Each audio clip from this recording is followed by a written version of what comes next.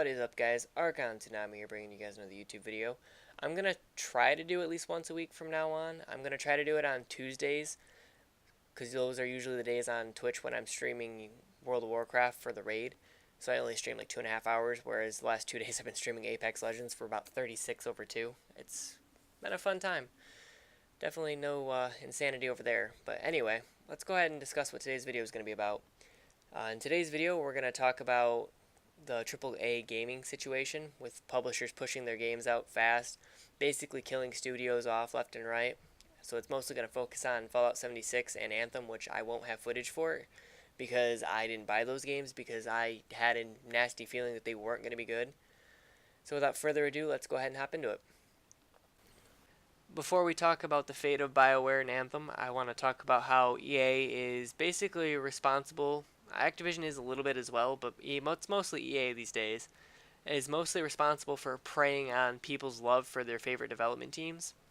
Go look back at, let's say, Visceral and the Dead Space games. They were under the EA banner.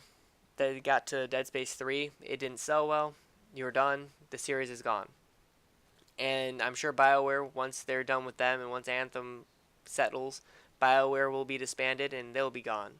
And EA will continue to do this. They'll move on to another they'll move on to another development studio that's popular and made a pretty great game, and they're going to run that series into the ground. This is just what EA does. They don't care about quality. They haven't cared about quality in years. Go look at the Battlefront games. Go look at Battlefield. Go look at the sports games they release every year. All they care about is microtransactions and the bottom line. They don't care about quality. I feel really bad for BioWare. And I mean, it's not like BioWare's games were ever perfectly developed. They still had their bugs. Don't get me wrong.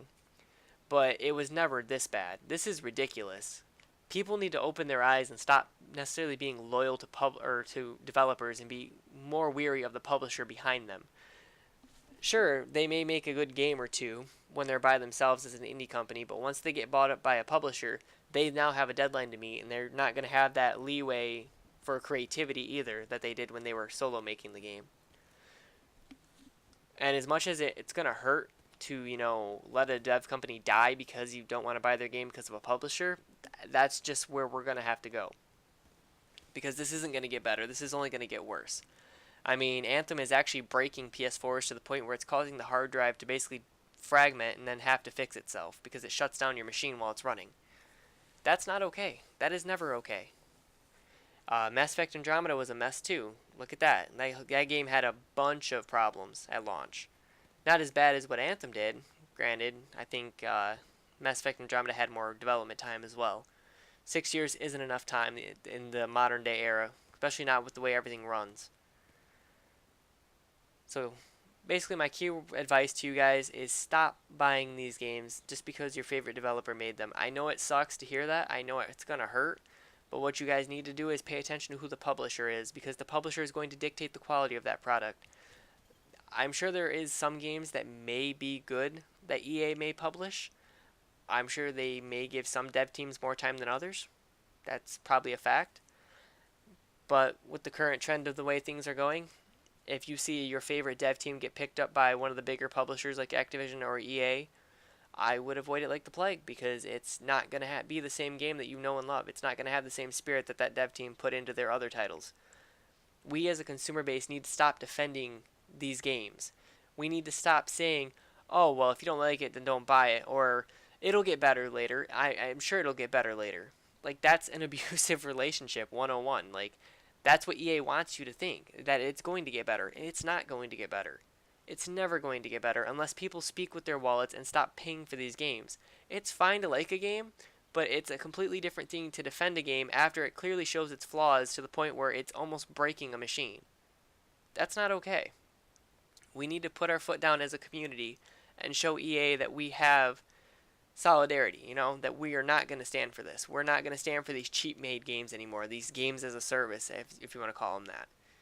Give us quality, or don't bother giving us anything at all. Let these developers work on their games. Let them make their passion project, because then the game's definitely going to be better, because the development team is going to enjoy making them for us. You can tell when a development team doesn't like making a game. It shows, obviously. So with EA out of the way, I want to go ahead and talk about Bethesda and Fallout 76. Bethesda is a unique case because Bethesda is their own publisher, and Fallout 76 I think is their first multiplayer game. And if you've ever played a Bethesda game, you know that they are riddled with bugs.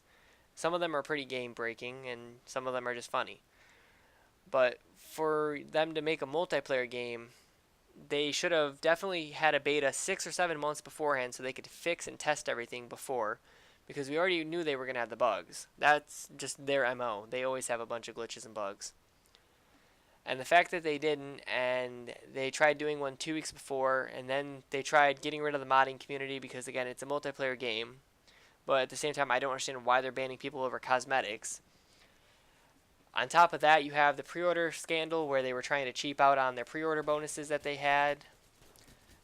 Then you had the debug room fiasco where people were able to access the debug room without cheats and then grab all the items, trade it to other accounts, dupe them, and then sell them for real-world money.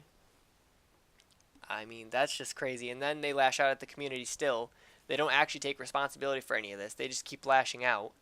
And then you have the streamer, or not streamer, but the guy who played 900 hours of Fallout 76.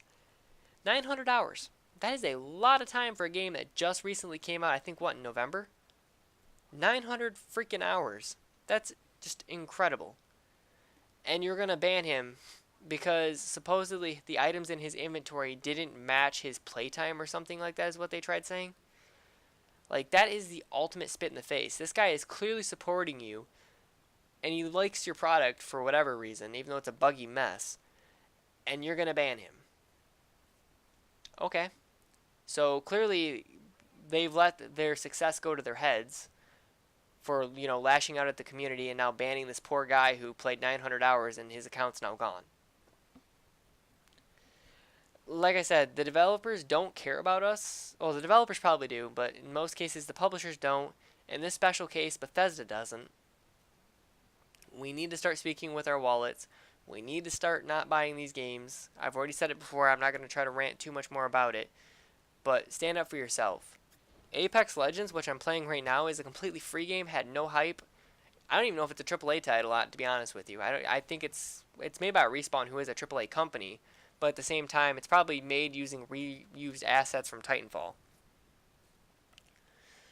But this game is one of the highest, most popular games out there. Yes, it does have its problems. It does have bugs and glitches. And it also has a really bad predatory microtransaction system, which I've already discussed, I think, before, or I will be discussing in the future. But the game itself is fine. The gameplay is solid. It's a fun game. And I mean, it's free. And then you've got games like I said, Fallout 76 and Anthem, which are $60 products, and they don't even function. Why are we giving these people our money when these games don't function? Oh well. Anyway, guys, before I start ranting on about it again, I'm going to go ahead and head out of here. Hopefully you guys enjoyed the video. Leave a comment down below what you guys think of the industry as a whole right now, and what you guys think of the predatory system that, EA uses, as well as, I'm sure, Activision to a small degree. And that they try to take your favorite game developer and use that against you to buy their games. So, with that, I'm out. Later.